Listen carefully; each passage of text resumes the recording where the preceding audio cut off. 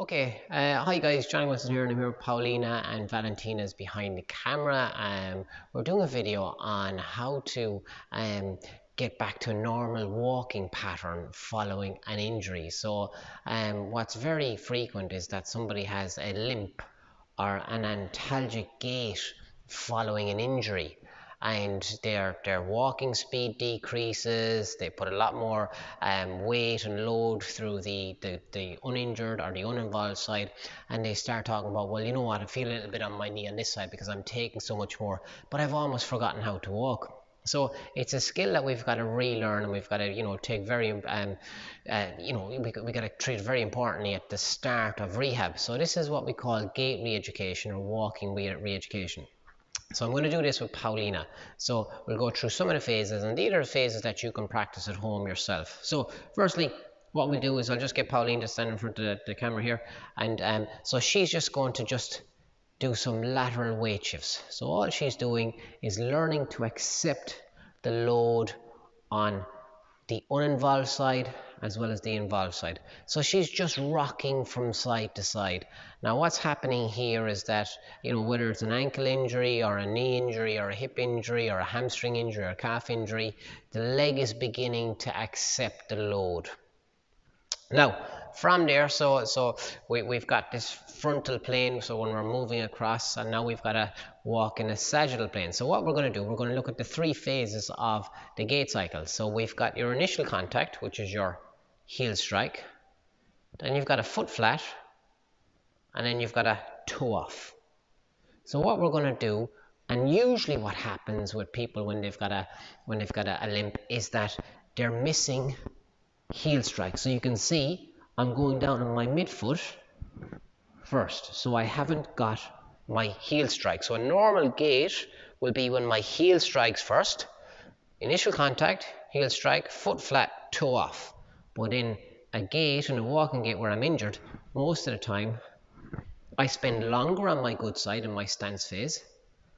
I've got a shortened swing phase here, and I've got a shortened stride phase. So I'm not our stance phase, so I'm not taking an awful lot of.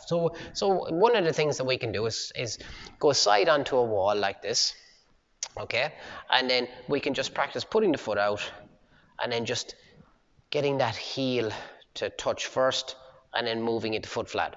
Bring it back. So Pauline, if I get you to do it on the other side for video purposes. Good, so heel, foot flat, and then bring it back. Heel, foot flat, and bring it back. And here we're encouraging the first part of the gait cycle.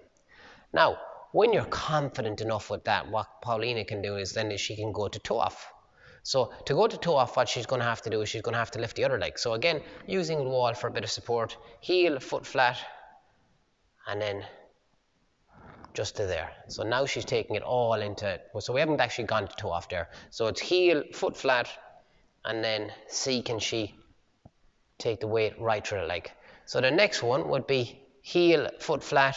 Can I do it without support? So now I'm working on my single leg balance. So you can see she's doing really well there. And then the next part of that would be heel, foot flat, toe off. So she go up on her toes. Good. And again, heel, foot flat, toe off.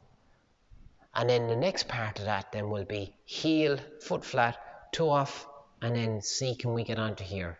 Heel, foot flat, and toe off. So try and keep it as simple as I possibly can, or everybody should, because that's what the walking gait is. And if you can see that Paulina now is just showing you slowing the gait pattern right down, trying to get the stride length reciprocal, so the same length on each side, working through that initial contact into foot flat and then into toe off. So really working on the arthrokinematics and osteokinematics. Arthrokinematics is when we're talking about the joints. So your talocrural joint, your midfoot joint, your proximal toes. And then osteokinematics is talking about the bones, so how they're getting influenced with regards to the muscles. So you've got your at the back of the leg there, you can see her gastrocs and they're called your triceps surae. So really important, guys, if you're looking at recovering well from an injury, that you get back the normal walking pattern, because it's going to have consequences with regards to the knee. So the knee has to be able to fully extend. So when I go into heel strike, I need to be able to fully extend the knee. So was that a limiting factor?